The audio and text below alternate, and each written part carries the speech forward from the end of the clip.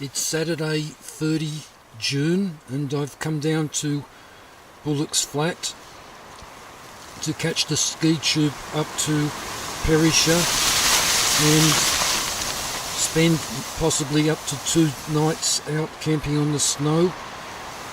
Weather forecast for today is not that good. It's about 90% chance of snow and also strong winds, although not extreme winds. Tomorrow is supposed to be better with mostly sunshine and lighter winds, and the same goes for Monday.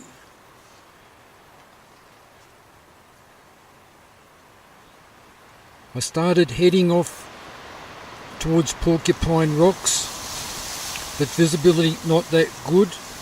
The snow was firm on top, but if you broke through the firm crust on top, then would sink knee deep. So a couple of times did sink in knee deep, and the track I was following found its way back to the Charlottes Pass Road, which I then followed up to Perisher Gap, and that's where I'm camped, just beside the road, amongst the trees, but didn't want to go any further because it'd be straight into the wind and seemed pretty bleak. So I'll stay here tonight. Just made a cup of coffee and be cooking dinner not too far into the future, and then early night. Feet a bit cold, and so a bit cold at top too, so I think it'd be good to get in the sleeping bag.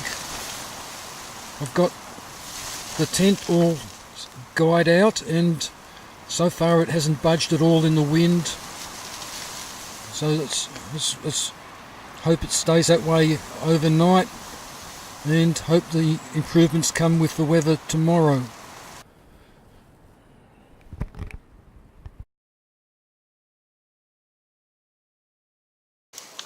It's continental cream of chicken soup. I think it says serves 4, but I've only added maybe 12 ounces of water. It's gone very thick. I added 2 spoons of the milk as well. Got a little bit burnt on the bottom. I think it was supposed to have more water. It got very thick. Temperature in the vestibule is about -2 degrees Celsius. To cook the pasta, I've put 12 ounces of water in the pot and brought it to the boil. Then added a packet of the continental sour cream and chives pasta, and now going to cook it with the pot cosy and no flame. I'll heat it up again in about 15 minutes. The time is 6:20, and it's been a okay night. It started off quite windy with snow, then there was a period between about 7 p.m. last night and 9 when it seemed to go quiet, but then the wind picked up again and it remained windy, I think, until the early hours of the morning, and now it is absolutely still. Air mattress has done well. The floor's not exactly flat or level, and it's been a bit of a struggle to keep on the air mattress away from the walls so I don't get frost onto the sleeping bag, and I've been using the boots to prop up my feet so they aren't on the snow. Just noticed that one of the legs has broken off the tripod. Not sure how that happened, but seemed to happen overnight. Maybe I leant on it while trying to move around in the tent or something or other. It was lying on the floor, but it's now snapped off. So the tripod's only got 2 legs now. The light here, not doing brilliantly. It's only taking 150 milliamps from the PowerMonkey Extreme battery. Last night I was able to charge the action camera. It seemed to do well. But when I went to charge the phone gave the symbol for charging, but the charge current was oscillating between about 1 milliamp, I think actually 7 milliamps, and 50 milliamps at a pretty frequent rate.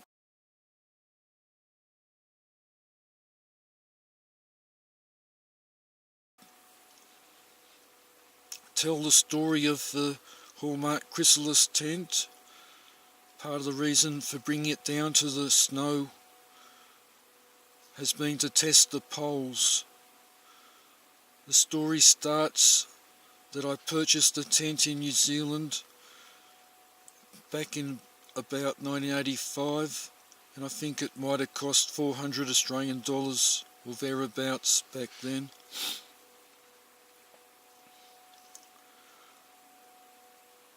I used it for mainly camping in alpine regions, both in summer and snow.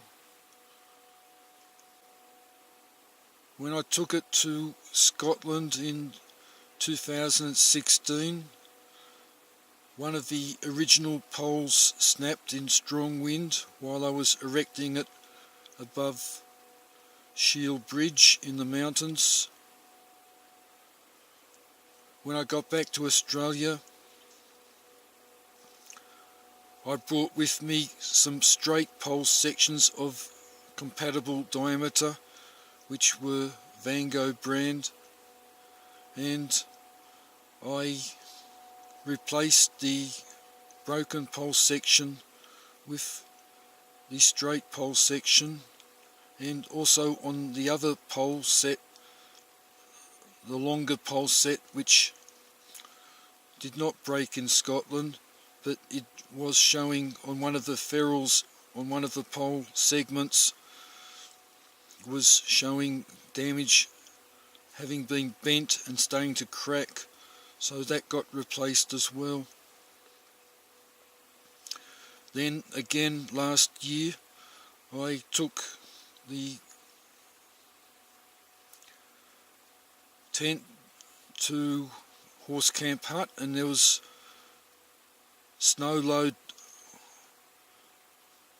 overnight, which caused the pole segment to collapse, and when I woke up in the morning the top of the tent was almost touching my chest. So when I tried to straighten it, that pole segment snapped at the ferrule. Christmas time, or maybe a bit before, I found that Anaconda in Fishwick was selling this swag, and they had replacement pole segments which were curved. The original Hallmark Chrysalis pole segments were also curved. These pole segments belonging to this swag at Anaconda were longer in length, each segment.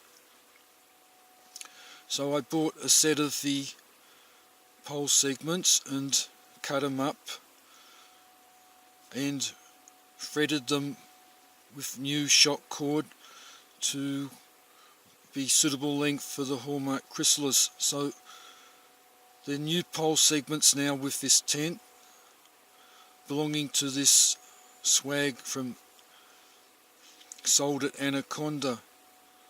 So also in the last year I bought a couple more of the Mont snow pegs, so I've got quite a collection now. So I wanted to try all this out on the snow. The tent's done brilliantly in the wind, hardly flooded, so never deformed, getting a lot of shelter from the trees where it's pitched, but did get the occasional gust that hit it. There's been no snow load collected on the roof, and it's remained taut the whole night. So it looks like, maybe different story when I get outside, but we'll know shortly when the sun starts to rise, which will be at 7. So it's just experimenting with the tent, and I'm happy with what I've managed. Wasn't cold in the sleeping bag last night.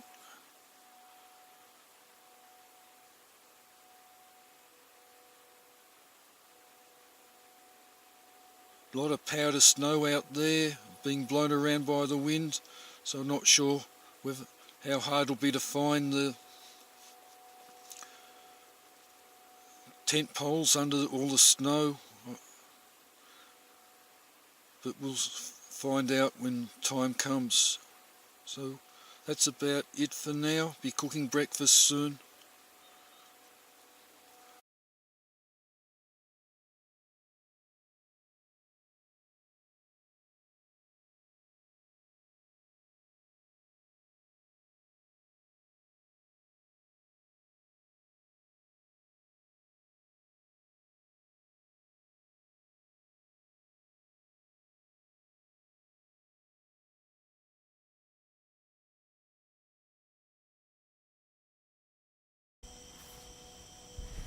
Time is 7:50 and the sun's risen about 20 minutes ago above the mountain to the east.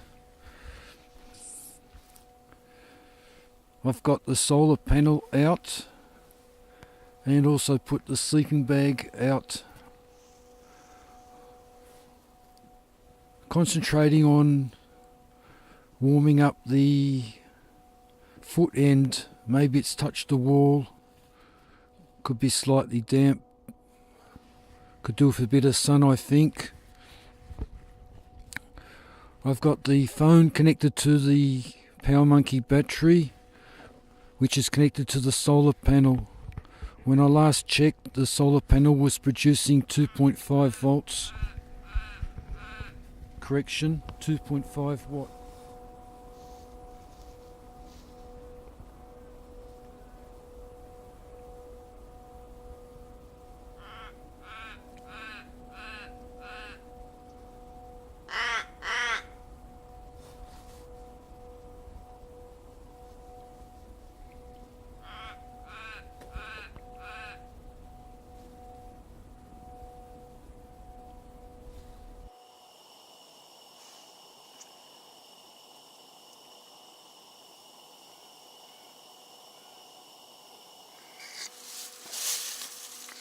I've heated up the water, put in the rolled oats and turned the burner off. Pot cozy goes on and I'll leave it about 15 minutes. I've added the rolled oats and the milk, of course. Then I'll heat it up again and it should be ready. Time's 8:30 and just done some experiments with the solar panel and the PowerMonkey battery with the phone. Phone's having trouble charging. It did charge for a brief period when connected straight to the panel, but then that stopped as well.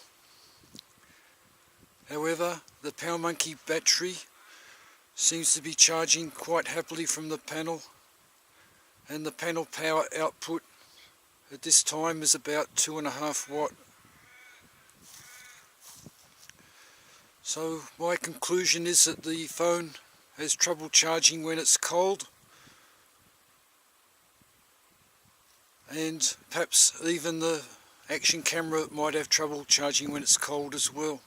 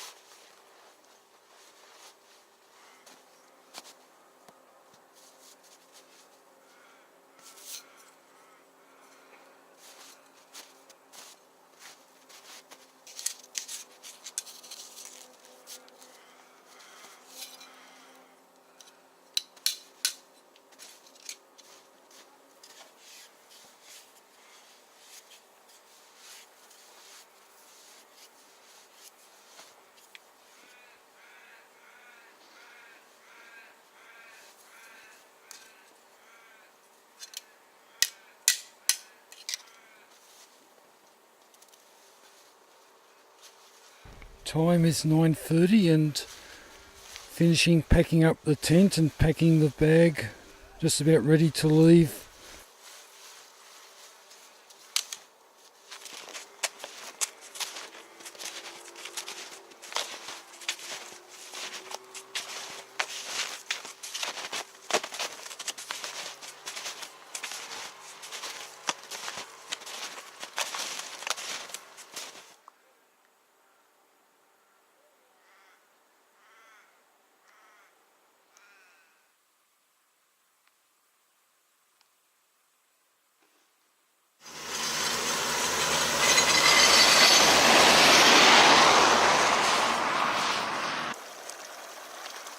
Last year when I was here, this creek was all frozen over.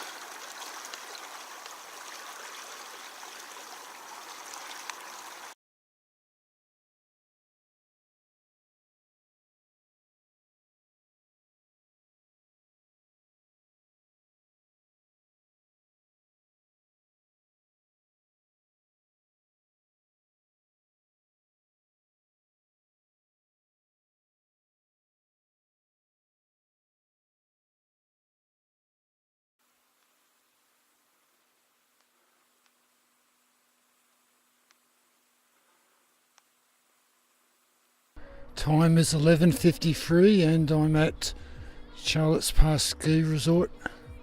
Beautiful weather. Temperatures about 7 degrees Celsius. No mobile phone reception at resort.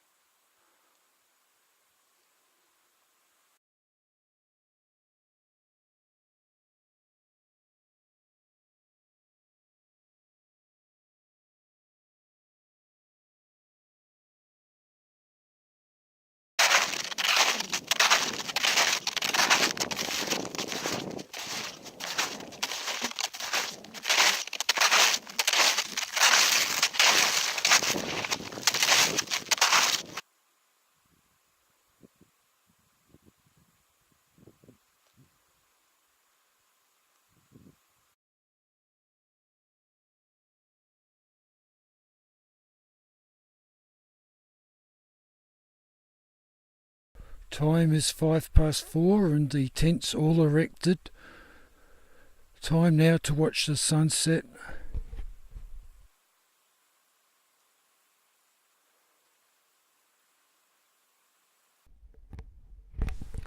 While I'm cooking dinner, I can reflect on how the day's gone. Certainly a much better day than yesterday. Yesterday was horrible. The wind and the snow.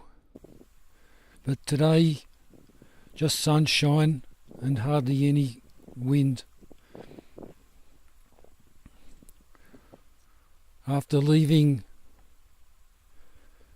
the campsite at Perisher Gap, I walked along the road past Betts Creek and then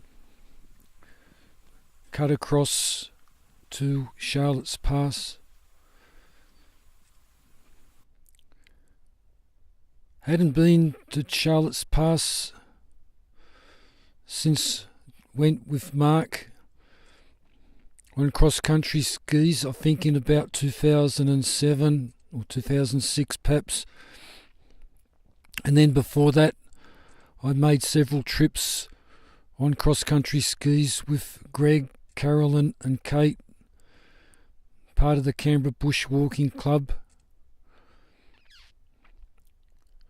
This is what I tried doing on cross-country skis in July 2017, but only got as far as Betts Creek.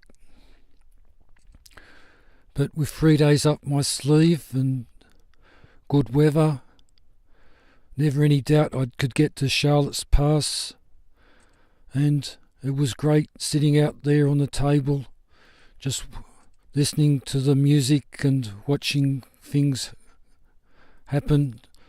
Much friendlier place than Perisher, far fewer people.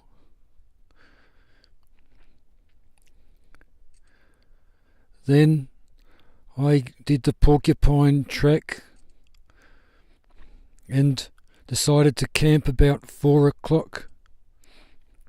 Been doing some tests with the solar panel. As I reported, I was a bit concerned about the phone.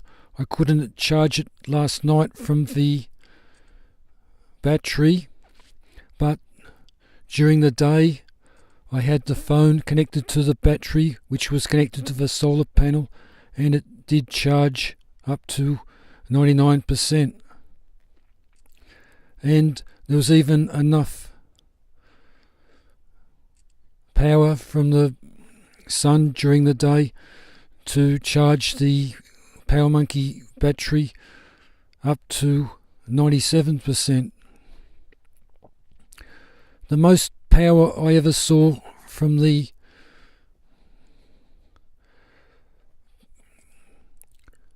panel into the PowerMonkey battery was about 3 watts, and that was during the afternoon while at Charlotte's Pass.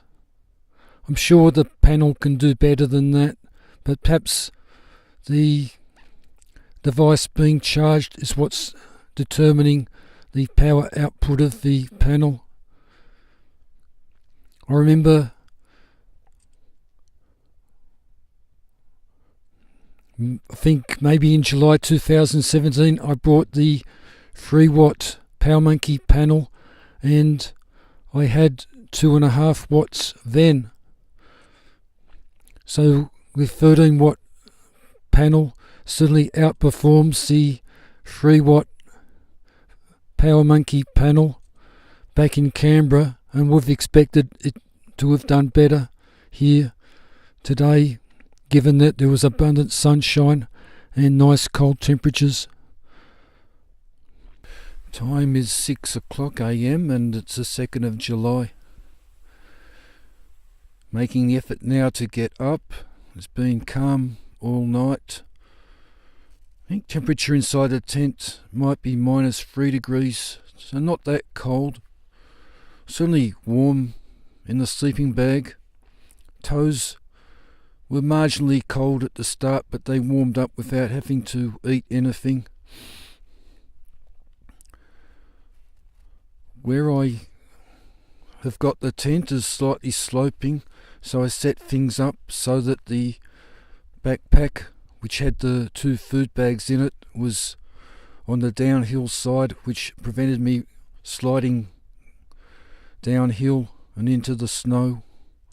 Stayed on the firmer rest the whole night, and I'm using the 2 boots to prop up my feet so they don't touch the snow either.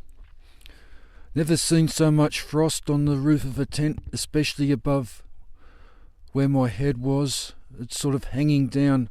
Thought I felt the sensation occasionally of bits of frost floating down and hitting me in the face at various times during the night.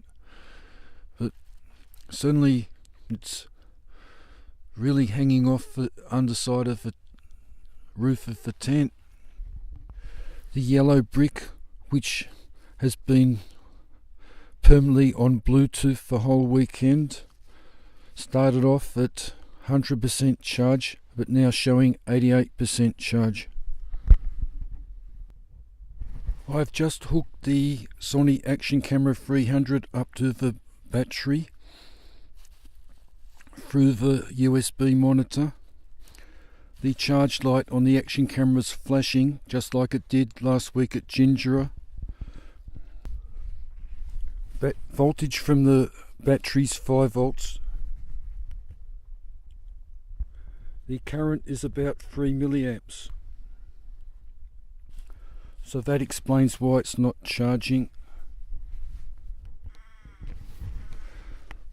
Well, it's now 20 past 8 and words can't describe the scene this morning. It's magic.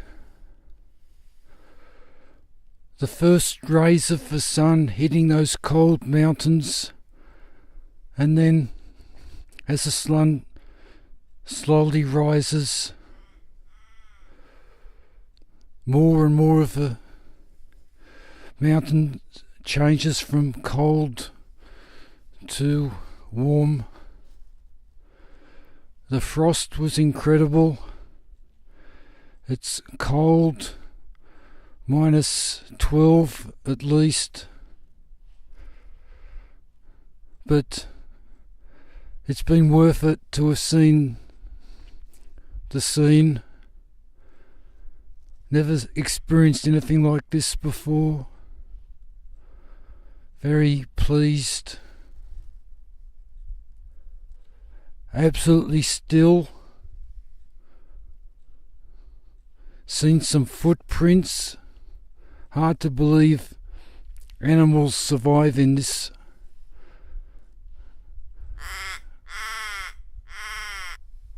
terrain, and that's a crow sitting above me, I think. Few of them around. Absolutely silent except when the crow's calling. It's gone now to join its mates. So we'll have breakfast now. A lot of pictures. I've got the sleeping bag and air mattress out in the sun to air them a bit. Now the sun's up. Can feel the warmth of its rays, like someone's turned the thermostat up. I'm wearing a beanie at the moment, but I think I'll dispense with that shortly. No longer necessary. Hands were cold around 7 a.m. Not surprising given the temperature, but I've been up since 6. Well, it's 10:33 and I've all packed up now and about to start off on my final journey back to Perisher. I think it's about 4.5, maybe 5 kilometres from here. I'll follow the Porcupine Trail. It's certainly been a wonderful experience camping here, to see the sunrise, and something I'll cherish for the rest of my life. Very emotional time. Sure glad was able to get away and survive the bad weather on Saturday, to be followed by 2 wonderful days on the Sunday and the Monday. So I'll be back to Canberra once I get back to Perisher and back to normal life.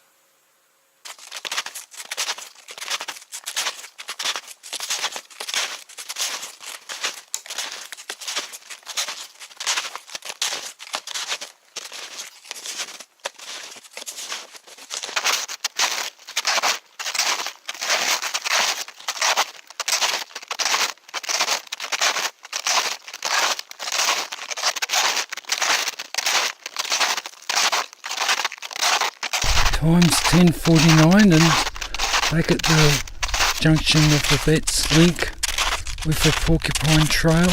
Sign says Perisher Valley 5.5 kilometres.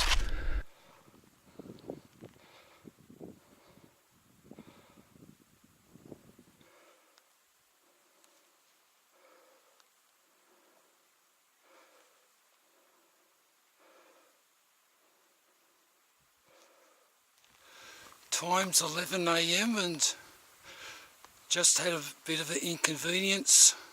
Hit a very soft patch of snow and the right snowshoe just sunk into the snow and there was water underneath, so it took me a couple of minutes to dig the snowshoe out before I could get my foot out of the water. I don't feel any water's come in through the Mindell boot, so hope that's the case. So I hope I don't hit any more of these soft patches.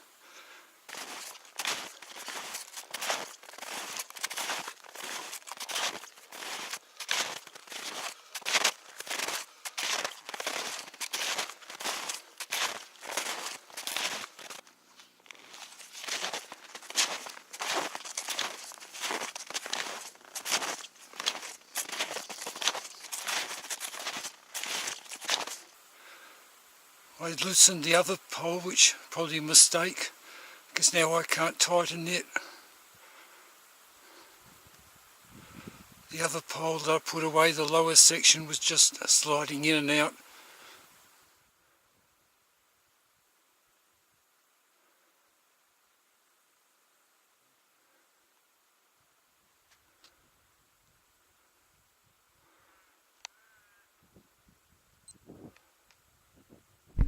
Time is 12:30 and that's good time coming down from Porcupine Rocks. I'm now at this junction where the sign says Porcupine Trail to Perisher, now only 1.6 kilometres.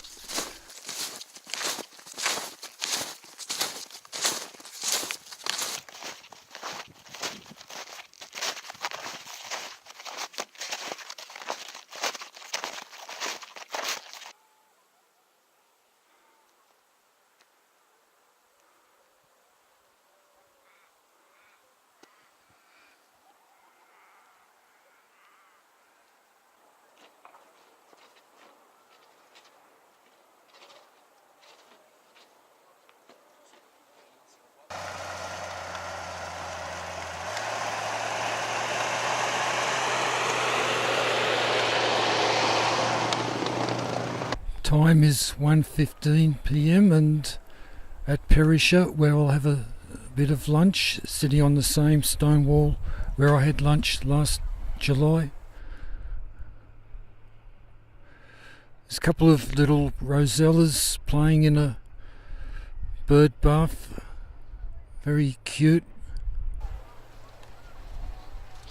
Very enjoyable walk. Thighs are okay, arms a bit sore.